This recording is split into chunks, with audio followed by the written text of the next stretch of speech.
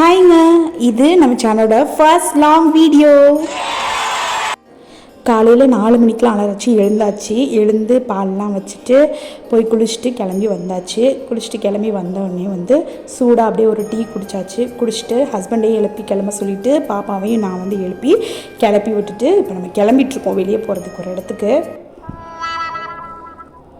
வெளியே பார்த்திங்கன்னா செம்ம இருட்டாக இருக்குது. சண்டே அப்படின்னா எல்லோரும் தூங்கிட்டு இருக்காங்க. ஆக்சுவலாக எல்லோரும் தூங்கிட்டு இருக்கும்போது சிலர் கஷ்டமாக இருக்கும், நம்ம மட்டும் முடிச்சிருக்கோமே. ஆனால் எனக்கு எப்படி இருந்ததுன்னா, எல்லோரும் தூங்கிட்டு இருக்கும்போது நம்ம ஏதோ பிஸியாக பண்ணிகிட்ருக்கோம். டெய்லி நம்ம தான் இப்படி தூங்கிட்டு இருப்போம், இன்றைக்கி நம்ம முழிச்சிருக்கோம், நம்ம ஏதோ பண்ணிகிட்ருக்கோம் பிஸியாக அப்படின்ற மாதிரி எனக்கு ஃபீல் ஆகும். ஸோ டைம் பார்த்திங்கன்னா 6:30. ஆனால் ஆக்சுவலாக 6 தான் ஆகுது. இந்த வாட்சில் ½ an hour fast.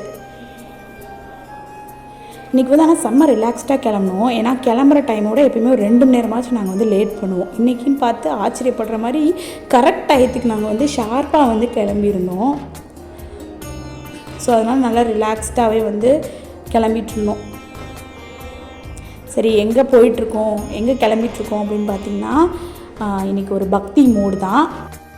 Thayamangalam Sri Muthumariamman கோயிலுக்கு தான் நம்ம இன்றைக்கி போய்கிட்டுருக்கோம். முருகருக்கும் நம்ம அப்படியே போகிற வழியில் ஒரு அட்டண்டன்ஸ் போட்டு போயாச்சு. இந்த இடத்துன்னு பார்த்திங்கன்னா மதுரையில் வைகை ஆத்து பாலத்துக்கிட்ட இருக்குது. எக்ஸாக்ட் லொக்கேஷன் என் ஹஸ்பண்ட் கிட்ட கேட்டு நான் கமெண்ட்டில் பின் பண்ணுறேன். இது பார்த்திங்கன்னா இந்த சண்டே இந்த பெட் அனிமல்ஸ்க்குனே சந்தை போடுவாங்க. இதில் பார்த்திங்கன்னா கிளி எல்லாமே இருக்கும். பாப்பா முகத்தில் சந்தோஷத்தை நீங்களே பார்த்துருப்பீங்க. முயல்லேருந்து மீன், நாட்டுக்கோழி அப்படின்னு சொல்லிட்டு எல்லா வளர்ப்பு பிராணிகளுமே இங்கே வந்தால் நம்ம வாங்கலாம். நாங்கள் ஒரு 2-3 தடவை இந்த சைட் போகையில் இது பார்த்துருக்கோம். ஆனால் பாப்பாவோட வர்றதுக்கு எங்களுக்கு சான்ஸ் கிடைக்கல. இன்றைக்கி தான் சான்ஸ் கிடச்சிச்சு. சரி, பாப்பாவுக்கு இதெல்லாம் காமிக்கலாமே அப்படின்னு சொல்லிட்டு காமிச்சிட்டு இருந்தோம். அவங்க ரொம்ப எக்ஸைட்டடாக அது எல்லாத்தையுமே பார்த்துட்டு இருந்தாங்க. மதுரையில் இருந்தீங்க அப்படின்னா இது உங்களுக்கு தெரிஞ்சிருக்கும். தெரியல அப்படின்னா இப்போ தெரிஞ்சுக்கோங்க. அண்ட் இதோட லொக்கேஷனை கண்டிப்பாக நான் கமெண்ட்டில் பின் பண்ணியிருக்கேன்.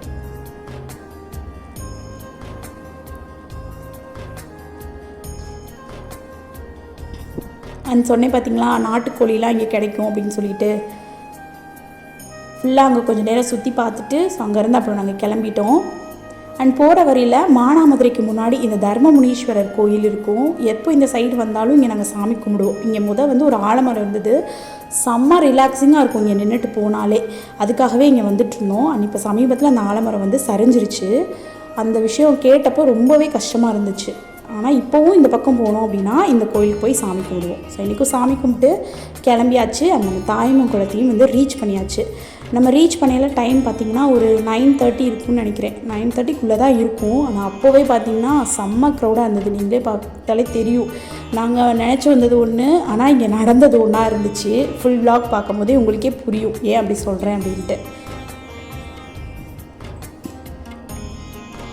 அப்புறம் அர்ச்சனைக்கு தேவையானதெல்லாம் வாங்கிட்டு கோயிலுக்குள்ளே போயாச்சு.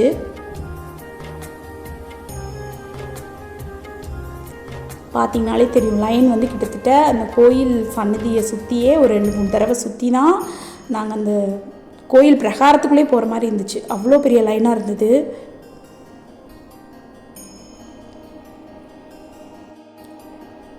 அங்கே எல்லாருமே பெரும்பாலும் பண்ணுறது இந்த கரும்பு தொட்டில் பிரார்த்தனை, அதுக்கப்புறம் அங்க பிரதட்சணம், அடி பிரதட்சணம், அக்னி சட்டி இதெல்லாம் எடுத்தாங்க.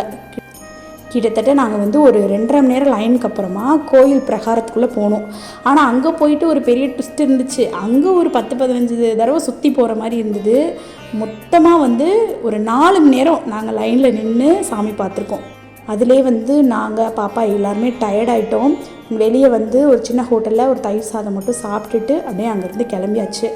வர வழியில் நாங்கள் நிறைய ரெஸ்ட் எடுத்து தான் வந்தோம். டீ கடை, ஜூஸ் கடை, ஒரு பஸ் ஸ்டாப்லலாம் கூட ரெஸ்ட் எடுத்தோம். ஏன்னா அந்த அளவுக்கு வெயில் பயங்கரமாக இருந்தது.